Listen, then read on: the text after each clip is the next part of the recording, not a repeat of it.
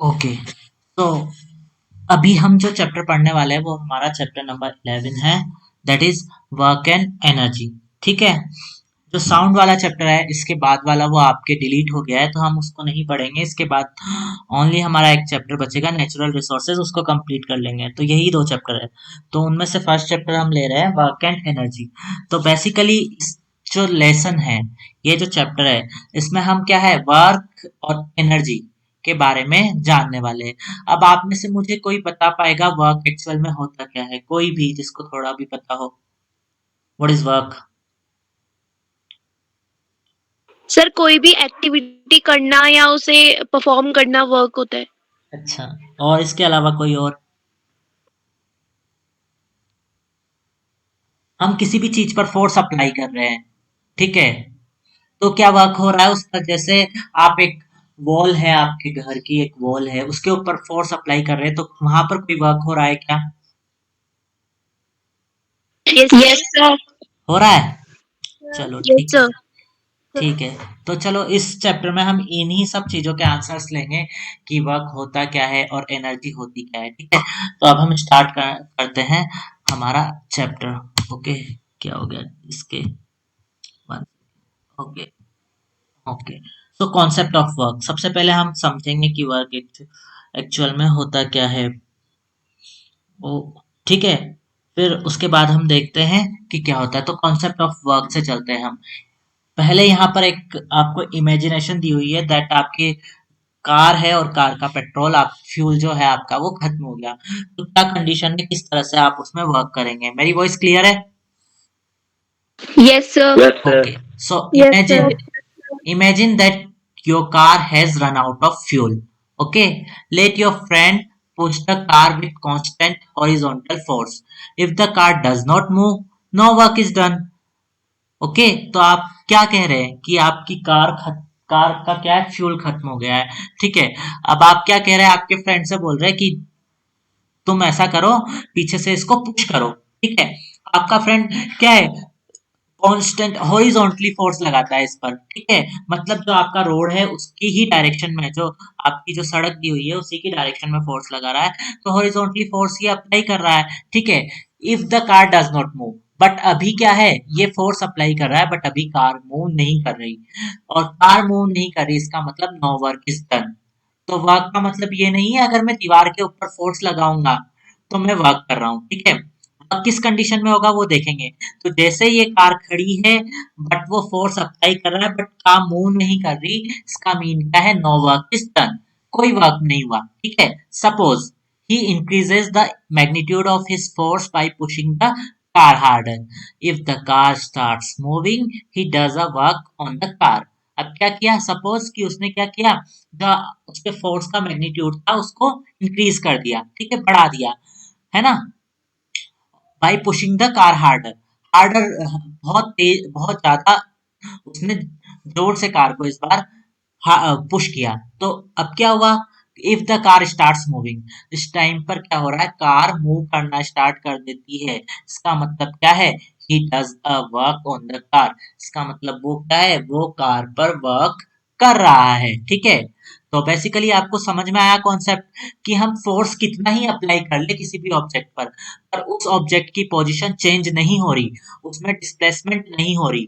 ठीक है, अब वो डिस्प्लेसमेंट कितनी भी हो सकती है, जीरो भी हो सकती है, 1 2 3, तो उसके अकॉर्डिंग अगर वो डिस्प्लेस हो रहा है, अपनी पोजीशन चेंज कर रहा है, इसका मतलब उस पर वर्क हो रहा है।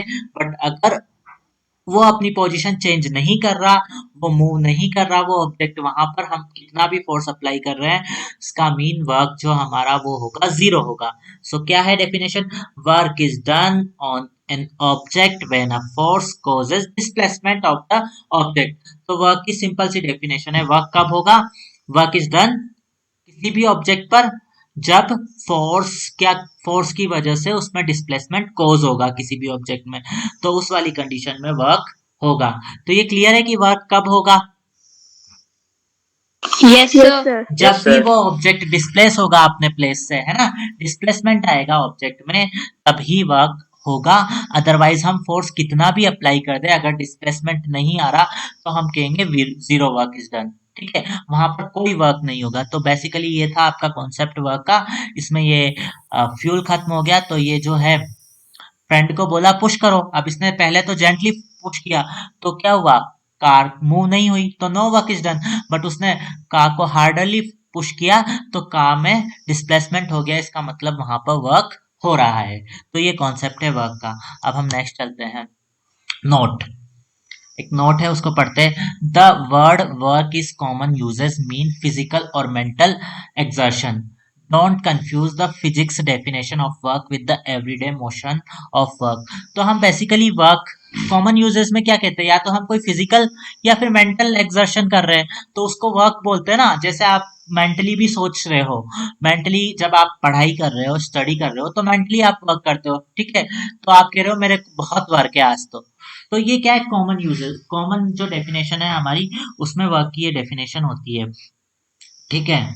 बट अगर हम बात करें बट अगर हम बात करें फिजिक्स की डेफिनेशन में, फिजिकल जो डेफिनेशन है, फिजिक्स की जो डेफिनेशन है, उसमें क्या है, जब भी ऑब्जेक्ट में डिस्प्लेसमेंट होगा तभी वर्क होगा, ठीक है।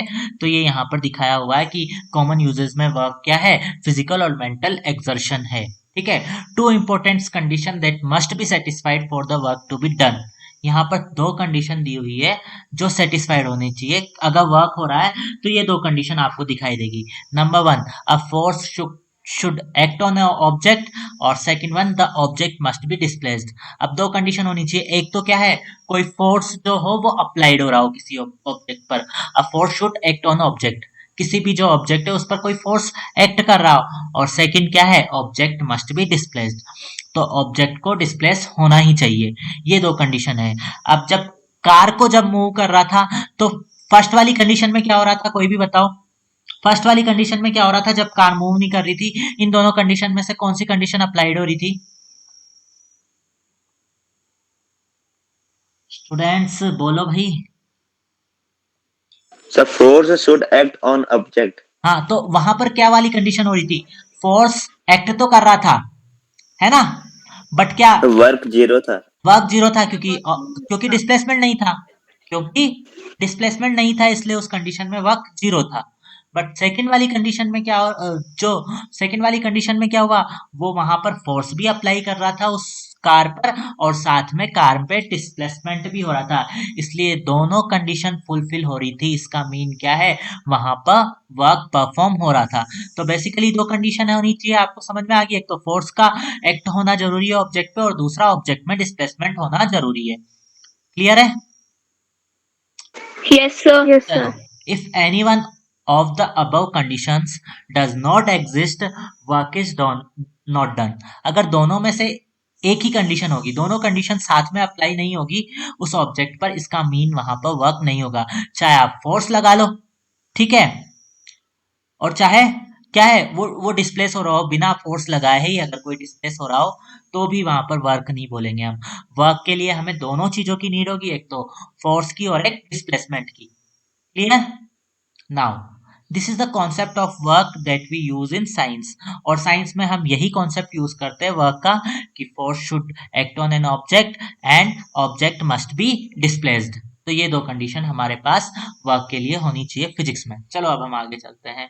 Now mathematical definition of work. अब मैथमेटिक्स के फॉर्म में कैसे इसको हम बताएंगे, तो यहाँ पर देखते हैं, नंबर वन कंडीशन देखते हैं, a constant force is applied in the direction of the displacement of an object।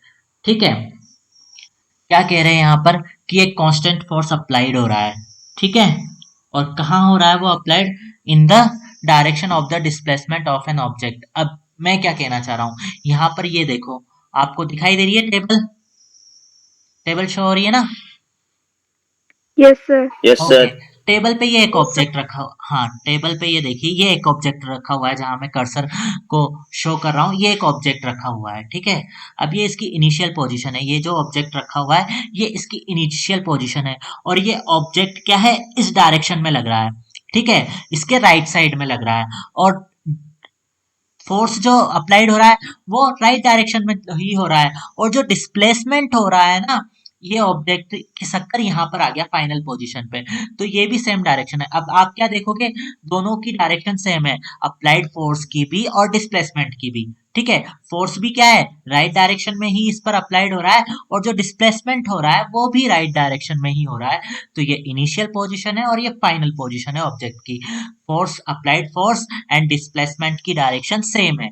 तो इस कंडीशन में वर्क क्या होगा, तो यहाँ पर देखेंगे हम, here we define work to be equal to the product of the force and displacement.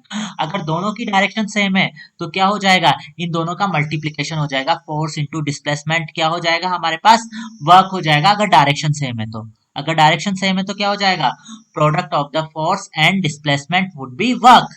तो यहाँ पर क्या आ जाएगा, वर्क डन बराबर फोर्स इंटू डिस्प्लेसमेंट। अगर हम बात करें कि फोर्स हम कैपिटल एफ अप्लाई कर रहे थे और डिस्प्लेसमेंट एस हो रही है इसमें, ठीक है, तो वर्क क्या हो जाएगा, एफ इंटू एस, क्या हो जाएगा, एफ इंटू एस। ठीक है, फोर्स इंटू डिस्प्लेसमेंट, एस का मतलब यहाँ क्या है, डिस्प्लेसमेंट को शो किया हुआ है। चलो ये आया समझ में आपको, जब एक ही डायरेक्शन में हो अगर फोर्स और डिस्प्लेसमेंट तो किस तरह से वर्क को फाइंड आउट करेंगे, दोनों को मल्टीप्लाई कर देंगे, दोनों का प्रोडक्ट निकाल लेंगे फोर्स और डिस्प्लेसमेंट का, तो हमारे पास वर्क आ जाएगा। ये क्लियर हुआ सभी को? Yes sir. यस चलो सर। ठीक है, फिर नेक्स्ट पे चलते हैं हम। सेकेंड कंडीशन देखते हैं अब हम, a constant force is applied at a certain angle with the direction of the displacement of an object। अब क्या है, एक कांस्टेंट फोर्स अप्लाइड हो रहा है एट अ सर्टेन एंगल, यहाँ पर कुछ एंगल बनेगी, मतलब फोर्स जो अप्लाइड कर रहे हैं ना हम, वो किसी एंगल पे कर रहे हैं। जैसे यहाँ पर ये एक एग्जांपल दिया हुआ है मैंने, ये एक ऑब्जेक्ट है आपके पास, ये जो स्क्वायर टाइप का ब्लॉक जो रखा हुआ है ये एक ऑब्जेक्ट है। अब ये देखोगे आप, ये क्या है, डिस्प्लेसमेंट, डिस्प्लेस तो इस वाली डायरेक्शन में हो रहा है, राइट डायरेक्शन में हो रहा है, बट इसमें जो एक फोर्स अप्लाइड हो रहा है ना, वो क्या हो रहा है, किसी एंगल पे हो रहा है। ये जो एंगल दे रखी है, ये एरो जो बना रखा है ना, ये क्या है, इस एंगल पर इसका फोर्स अप्लाइड हो रहा है, जबकि डिस्प्लेसमेंट इसका क्या हो रहा है, ग्राउंड के साथ ही हॉरिजॉन्टली हो रहा है, राइट डायरेक्शन में। तो यहाँ पर आपको समझ में आया कि इस बार क्या है, जो फोर्स अप्लाइड होने की डायरेक्शन है वो चेंज हो गई है, किसी एंगल से अप्लाई हो रहा है वो। पहले तो क्या है, सेम सेम डायरेक्शन में लग रहे थे दोनों से, है ना, बट इस बार क्या है, एंगल बदल गया और किसी दूसरी एंगल से हमने फोर्स लगा दिया, और डायरेक्शन क्या है उसकी वही रही। ठीक है, तो यहाँ पर जो हमारे पास फॉर्मूला आता है वो क्या आता है, work equal to force into S cos theta. अब ये कोस थीटा यहाँ पर क्या है, ये जो एंगल हो रहा है ना बिटवीन डिस्प्लेसमेंट के बीच में, डिस्प्लेसमेंट की डायरेक्शन के बीच में और आपके अप्लाइड फोर्स के एंगल के बीच में, जो यहाँ पर एंगल बन रहा है उसको हम बोलते हैं एफ कॉस थीटा, उसको हम बोलेंगे एफ कॉस थीटा। तो यहाँ पर आपको समझ में आया कि वर्क जब किसी एंगल से अप्लाइड हो रहा है फोर्स, तो वर्क को फाइंड आउट करने का क्या फॉर्मूला होता है हमारे पास, W बराबर, sorry, W equal to F into cos theta. ठीक है, ये आपको यहाँ पर फॉर्मूला दिया हुआ है। अब यहाँ क्या है, where the angle between the force and the direction of the displacement is theta, और जो एंगल की बात कर रहे हैं हम, ये थीटा क्या है, थीटा है angle between force, applied force and the direction of the displacement. तो ये अप्लाइड फोर्स इस वाली डायरेक्शन से हो रहा है जबकि डिस्प्लेसमेंट इस डायरेक्शन में हो रहा है, तो इन दोनों के बीच का जो एंगल है वो एंगल हम बोल देते हैं थीटा। ठीक है, here we define work to be equal to the force multiplied by the displacement multiplied by the cosine of the angle between of them। अब यहाँ पर क्या है, फोर्स और डिस्प्लेसमेंट तो है ही सही, पहले हम वही करेंगे, force multiply by the displacement, है ना, वो दोनों चीजें तो सेम रहेगी, बट यहाँ एक चीज आ जाएगी कि जो कोसाइन बन रही है ना, ये जो थीटा बन रहा है इन दोनों के बीच का एंगल, उसका भी मल्टीप्लीकेशन ले लेंगे, तो यहाँ पर हमारे पास वर्क आ जाएगा। तो यहाँ पर हम कहेंगे that force is the, sorry, work is equal to the force multiplied by the displacement multiplied by the cosine of the angle between them। ठीक है, ये यहाँ पर थर्ड जो क्वांटिटी आ रही है वो एक्स्ट्रा आ रही है, बिकॉज यहाँ पर एंगल किसी दूसरी एंगल से फोर्स को अप्लाइड किया जा रहा है। ठीक है, तो ये आया समझ में, किसी को कोई डाउट है यहाँ पर सेकेंड वाली कंडीशन में?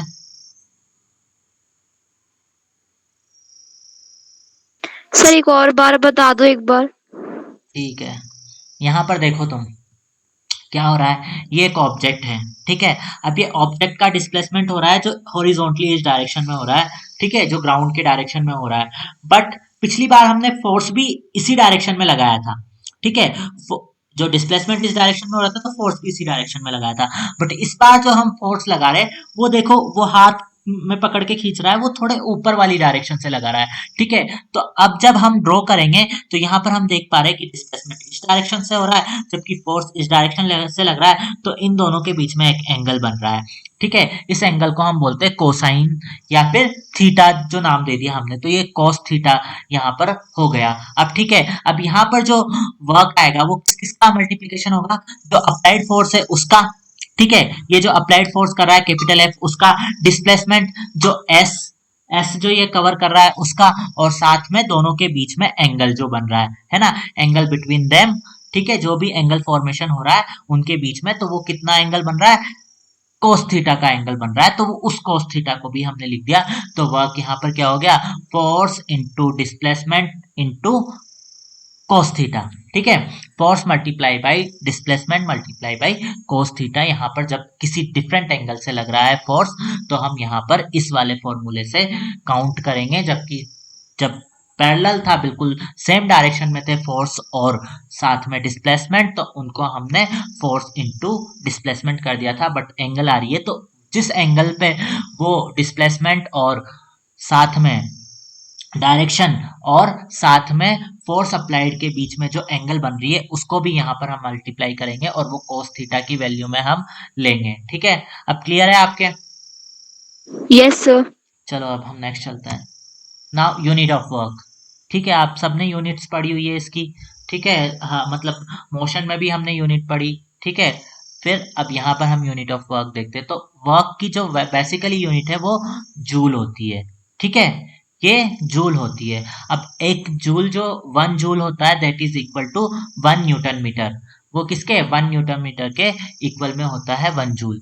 Now 1 joule of work is said to be done when a force of 1 Newton acting on a body displacing it by a distance of 1 meter, ठीक है। तो आप कहेंगे 1 joule equal to 1 newton metre, 1 joule equal to 1 newton metre. तो इसके through आप इसकी definition निकाल सकते हैं कि 1 जूल वर्क कब होगा, जब क्या करेंगे हम 1 न्यूटन का फोर्स अप्लाइड कर रहे हैं, 1 न्यूटन का फोर्स एक्ट कर रहा है किसी भी बॉडी पर और उसको 1 मीटर ही डिस्प्लेस कर रहा है, तो वो किसके इक्वल में हो जाएगा, 1 जूल के इक्वल में हो जाएगा। इतनी कोई टफ डेफिनेशन नहीं है इसकी। 1 जूल वर्क कब कहेंगे, जब 1 न्यूटन फोर्स अप्लाइड हो रहा होगा किसी ऑब्जेक्ट पर और उसको 1 मीटर की क्या है डिस्टेंस पर वो डिस्प्लेस कर रहा होगा, तो वहां पर 1 जूल ऑफ वर्क परफॉर्म हो रहा होगा, ठीक है। सो यहाँ डेफिनेशन दी हुई है, 1 joule of work is said to be done when a force of 1 newton acting on a body displacing it by a distance of 1 metre. इसकी कुछ लार्जर यूनिट्स भी दी हुई है। किलो जूल मतलब 1000 joule, mega joule mean 10 lakh joule, ये दी हुई है joule की जो लार्जर यूनिट्स है, क्योंकि वर्क काफी ज्यादा करना होता है तो वहां पर हम ये जो लार्जर यूनिट्स को यूज करते हैं। नाउ वर्क कैसी क्वांटिटी है, स्केलर क्वांटिटी है, ठीक है। It has only magnitude and no direction, because उसमें ओनली मैग्नीट्यूड होता है, डायरेक्शन नहीं होती। तो वर्क कैसी क्वांटिटी है, एक स्केलर क्वांटिटी है, क्योंकि इसमें डायरेक्शन से हमें कोई फर्क नहीं पड़ता, डायरेक्शन किधर भी जाए हमें कोई लेना देना नहीं है। बट जो हमने दूसरी चीजें पढ़ी थी उनमें वहां पर क्या थी, वो वेक्टर क्वांटिटी थी, क्योंकि वहां डायरेक्शन की भी जरूरत होती थी, बट यहाँ डायरेक्शन से मतलब नहीं है, इसलिए वर्क क्या है हमारी, एक स्केलर क्वांटिटी है, ठीक है। यहाँ कोई दिक्कत है? No sir. चलो next. No sir. Okay, now now कुछ इंपॉर्टेंट पॉइंट दिए हुए हैं। अगर थीटा इतना इतना हो तो वर्क को हम कैसे निकालेंगे, ठीक है। तो फर्स्ट कंडीशन में क्या दिया हुआ है, थीटा 0 हो, थीटा 0 होगा। अब आपसे मैं पूछता हूँ थीटा 0 है तो कौन सी वाली कंडीशन हो जाएगी, दो जो कंडीशन पढ़ी हमने उनमें से कोई भी बताओ। अगर थीटा 0 हुआ तो, एंगल 0 हुई तो, दिमाग लगाया करो बच्चा थोड़ा। सर सेकंड वाली। सेकंड वाली क्यों होगी, सेकंड वाली में तो कुछ ना कुछ एंगल आ रही है। तो फर्स्ट। फर्स्ट कंडीशन होगी ना, क्योंकि थीटा 0 है तो पैरेलल ही हो गया ना, फोर्स और उस डायरेक्शन दोनों एक ही होगी ना, Yes, डिस्प्लेसमेंट sir. की Yes, sir. डायरेक्शन। थीटा 0 आ रहा है मतलब कोई Yes, एंगल ही sir. नहीं बनी वहां, तो कोई भी एंगल नहीं Yes, बनी sir. ना। ठीक है, तो वहां पर क्या है वो आ जाएगा। अब ये कैसे निकाला हमने, बिकॉज थीटा की वैल्यू क्या, थीटा थीटा की वैल्यू क्या है, वहां पर 0 दी हुई है। अब cos थीटा, या आपने मैथ्स में मैम ने पढ़ाया होगा आपको cos साइन की वैल्यू, तो cos 0 की वैल्यू कितनी होती है, 1। cos 0 की वैल्यू कितनी होती है, 1। 1. 1. पता है आपको, पढ़ाया है No, मैम ने, sir. नहीं पढ़ाया No, अभी? sir. सर ये 10th में है। अच्छा 10th में है, तो हमें बस 2-3 वैल्यू है, आप रट लेना, 2-3 वैल्यू की जरूरत पड़ेगी, ज्यादा दिक्कत नहीं है। cos 0, cos 90 Yes, और sir. cos 180, तो ये यहाँ पर तीनों Yes, वैल्यू sir. मैंने दी हुई है, आपको इनको लर्न कर लेना है।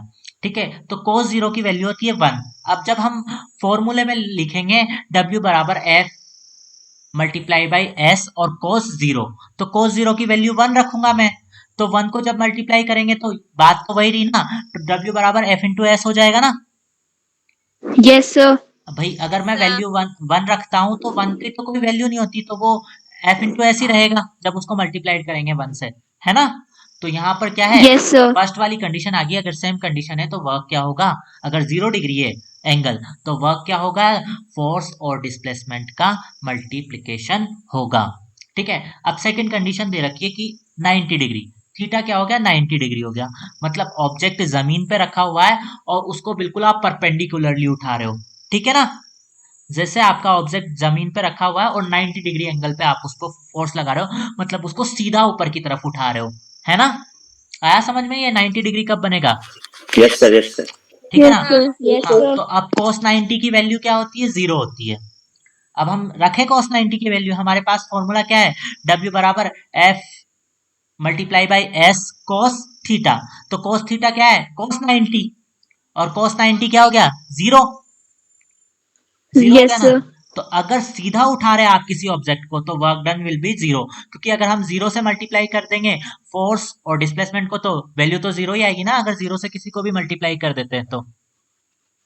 Yes, sir.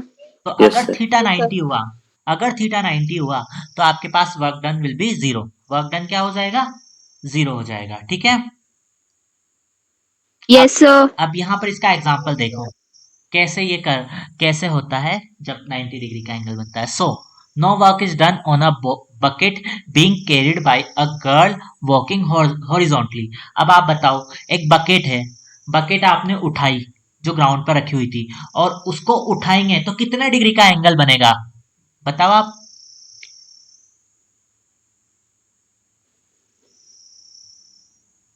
बताओ भाई, Sir 90. 90 डिग्री Sir बनेगा ना, 90 degree. बिल्कुल अपर वाली डायरेक्शन में लेोगे ना परपेंडिकुलर, तो क्या है, अपर वाली डायरेक्शन में जाएगा। आज कौन कौन है गूगल मीट में भाई, बच्चे कम आए क्या, एक सेकंड मेरे को चेक करने तो कौन कौन आया है अपने। 21 है, काजल, अंकिता, काजल, अनुभव, अरुण, अशोक, दीपक, दीपशिखा। ये दीपक तुमने एग्जाम नहीं दिया था ना पीटी का, दे देना।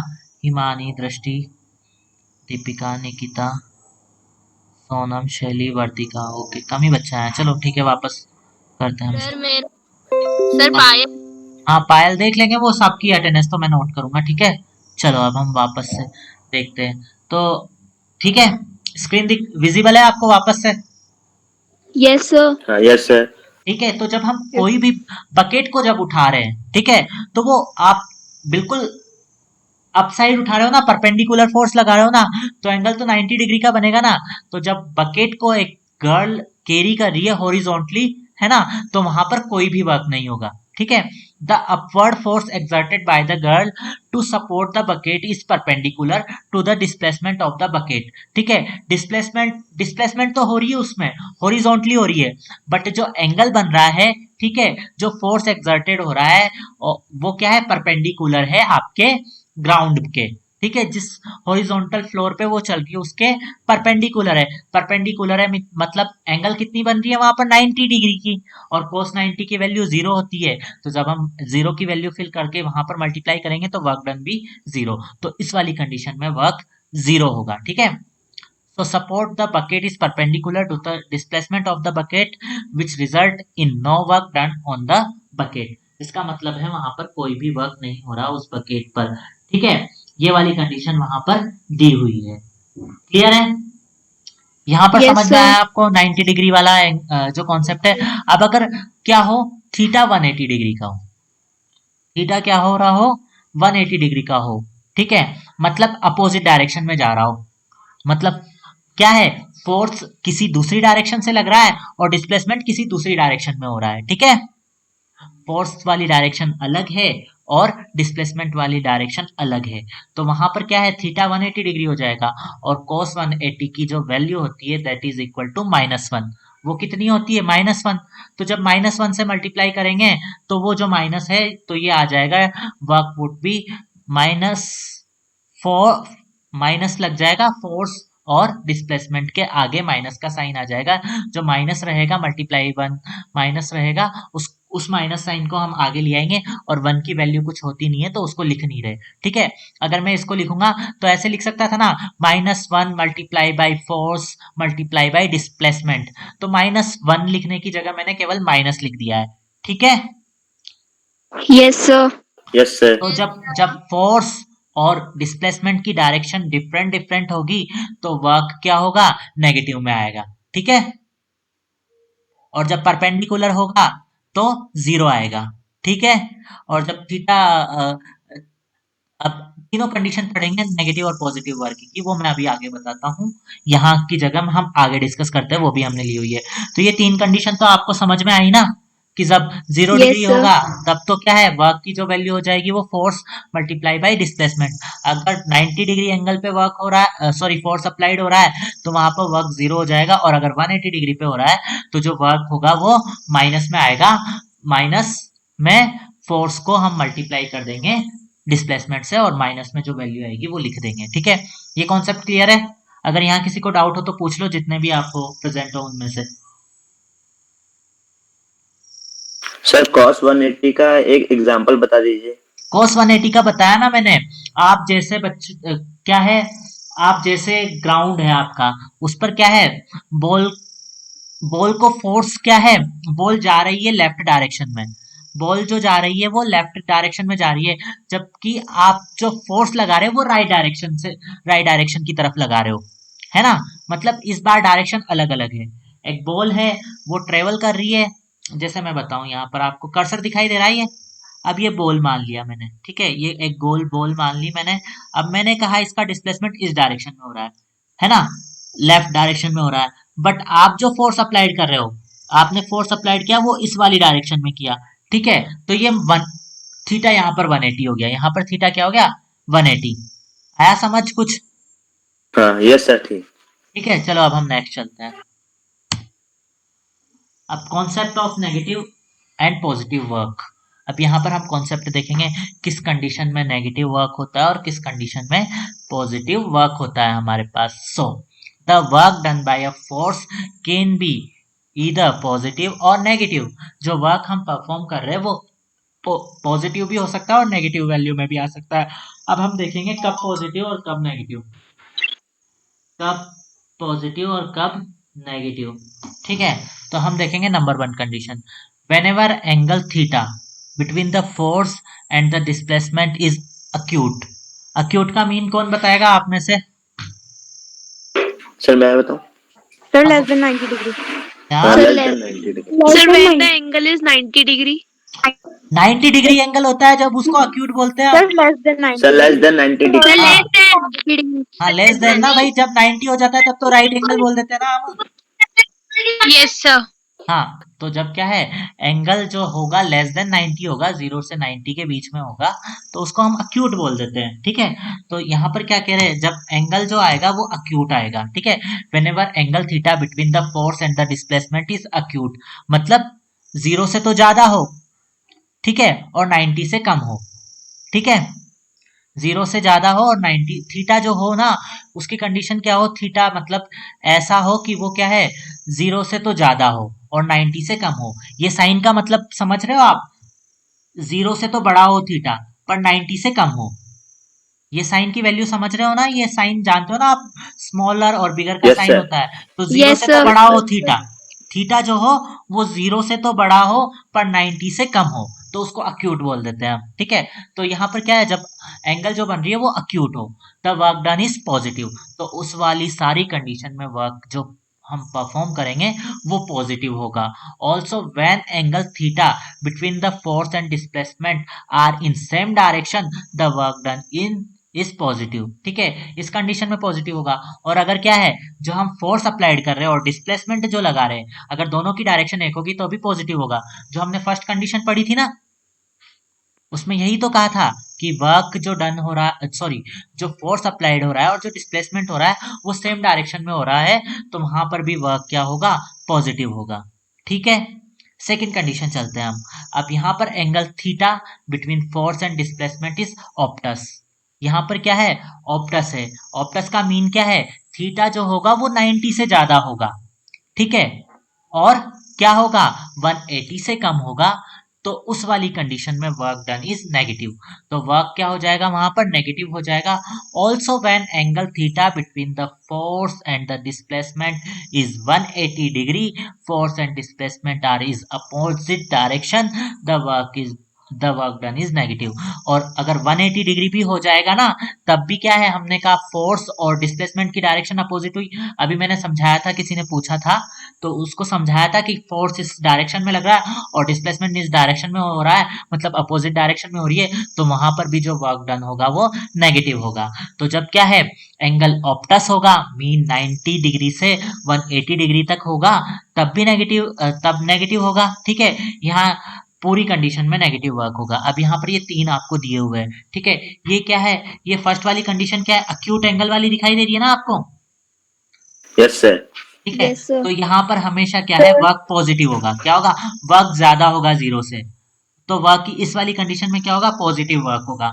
अब यहाँ क्या है, परपेंडिकुलर आ गया, दिख रहा है ना, 90 डिग्री बन रहा है, तो 90 डिग्री में क्या होता है work, sir sir zero. Zero. तो यहाँ पर वर्क जीरो के इक्वल में आ गया, ठीक है। यहाँ पर ऑप्टस एंगल बन रहा है, थर्ड कंडीशन में क्या है, ऑप्टस एंगल बन रहा है, तो ऑप्टस एंगल में क्या होगा, वर्क नेगेटिव होगा, वर्क क्या होगा, नेगेटिव। नेगेटिव। देख लो, नेगेटिव में। जीरो ज्यादा बड़ा है वर्क के कंपैरिजन में, यहाँ पर जीरो ग्रेटर देन वर्क, और जीरो बड़ा है मतलब वर्क किस में हो रहा है, नेगेटिव में हो रहा है ना, जीरो के बाद जाते हैं तभी तो नेगेटिव आता है ना हमारे पास,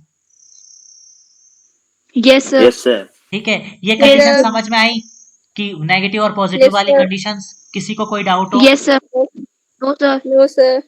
चलो नेक्स्ट चले फिर हम, यस सर। 1 सेकेंड बस, ये लास्ट है फिर सर। खत्म। हाँ पूछो पूछो पूछो। सर वो जो आपने पहले एक बार बताया था ना, वो उस समय मेरा नेट स्लो चल रहा था तो मैं सुन नहीं पाई थी, जो इससे अभी पहले हम बताया था लास्ट वो। में करेंगे, अब लास्ट में पूछना आप, ठीक है। अभी हम पढ़ लेते हैं जो भी आपको प्रॉब्लम है, अगर पहले वाली है यहाँ नेगेटिव और पॉजिटिव वर्क की है तो अभी पूछ लीजिए, फिर अगर नहीं है यहाँ इस वाली टॉपिक में तो फिर अभी जब ये नेक्स्ट टॉपिक खत्म हो जाएगा उसके बाद लेंगे, ठीक है। Okay sir. चलो अब हम नेक्स्ट चलते हैं। Note, work done by the centripetal force is always zero because it is always perpendicular to the displacement।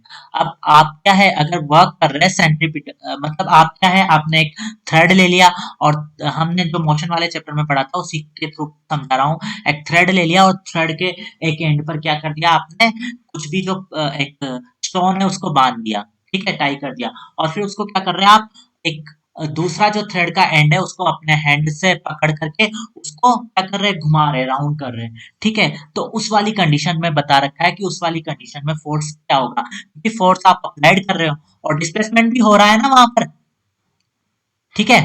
तो यस यहाँ यस यहाँ सर। पर क्या कंडीशन होगी, यहाँ पर देखते हैं, तो वर्क क्या होगा, तो work done by the centripetal force is always zero, इस वाली कंडीशन में भी जीरो होगा, जब आप क्या है गोल गोल घुमाए जा रहे हैं ना उसको, तो भी जीरो होगा, बिकॉज ऐसा क्यों हो रहा है, बिकॉज जब वो डायरेक्शन चलेगी ना, तो हर सेकंड में परपेंडिकुलर आएगा फोर्स, और आपकी जो डिस्प्लेसमेंट है उसकी डायरेक्शन जो क्या है, बिकॉज वहां पर आप देखोगे कि हर एंगल पे चेंज होता है, हर सेकंड पे क्या है, एंगल चेंज होता है, तो वो एंगल क्या है, हमेशा वहां पर परपेंडिकुलर बनता जाएगा, क्योंकि वो क्या है, जिस डायरेक्शन में जाता है वो तो सीधी डायरेक्शन है ना, फिर घूमती जाती है ना सर्किल में, पर हम तो क्या है पर्टिकुलर एक सेकंड पे बात करते हैं, तो उस सेकंड पर उसकी डायरेक्शन क्या है, वो फोर्स के हमेशा परपेंडिकुलर आती है, और बिकॉज वो फोर्स के परपेंडिकुलर आ रही है तो उस वाली कंडीशन में वर्क डन जीरो होगा।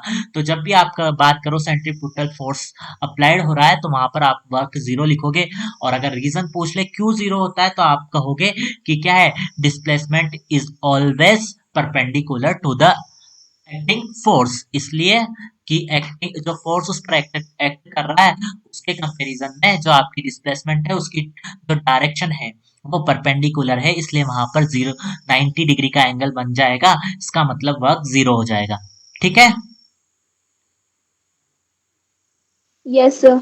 चलो अब नेक्स्ट चलते हैं, work done by applied force against gravity. अब ग्रेविटी के अगेंस्ट हम कुछ भी चीज उठाते हैं तो वो ग्रेविटी के अगेंस्ट ही उठाते हैं। ठीक है, तो उस वाली कंडीशन में हम देखेंगे कैसे वर्क हो रहा है। तो आपको पता है वर्क की जो बेसिकली हमने जो फॉर्मूला लिया है, work is equal to applied force multiply by displacement, तो W equal to F into S. ठीक है, अब आप फोर्स की बात करो। ठीक है, तो फोर्स जो हमने लिया था वो एम डी के इक्वल में होता है। जब हमने पहले पढ़ा था फोर्स, वो क्या था, F equal to M D था। एम डी क्या है, एम से मतलब क्या है, मास किसी भी ऑब्जेक्ट का, और जी मतलब ग्रेविटी। ठीक है, जी मतलब ग्रेविटी।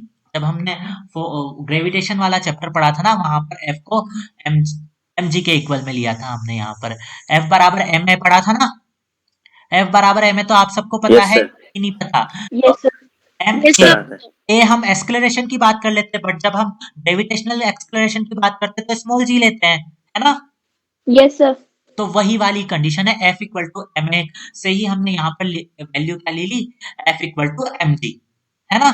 और यहाँ एस का मतलब है डिस्प्लेसमेंट हो रही है, तो डिस्प्लेसमेंट अगर ग्रेविटी के अगेंस्ट कर रहे हैं तो ऊपर ही उठाएंगे उसको, तो यहाँ डिस्प्लेसमेंट एस की जगह एच लिख देते हैं हम, क्योंकि हम उसको ऑब्जेक्ट को ऊपर उठा रहे हैं। ठीक है, तो यहाँ पर वैल्यूज हमने चेंज कर दी, तो क्या है, एम तो मास हो जाएगा ऑब्जेक्ट का, जी क्या हो जाएगा, एक्सक्लरेशन ड्यू टू ग्रेविटी हो जाएगा, और एच बराबर हाइट हो जाएगी। तो जब आप किसी भी वर्क की बात करो अगर ग्रेविटी के अगेंस्ट, तो हम वहां पर जो फॉर्मूला लिखेंगे वो क्या लिखेंगे, डब्ल्यू वर्क बराबर equal to M G H, mass multiply by acceleration due to gravity multiply by height. तो यहाँ पर ये फॉर्मूला आ जाएगा आपके। ठीक है, क्लियर है ये। Yes yes sir. सर। चलो अब यस किसको, सर। किसका नेट स्लो चल रहा था, क्या पढ़ना था बताओ,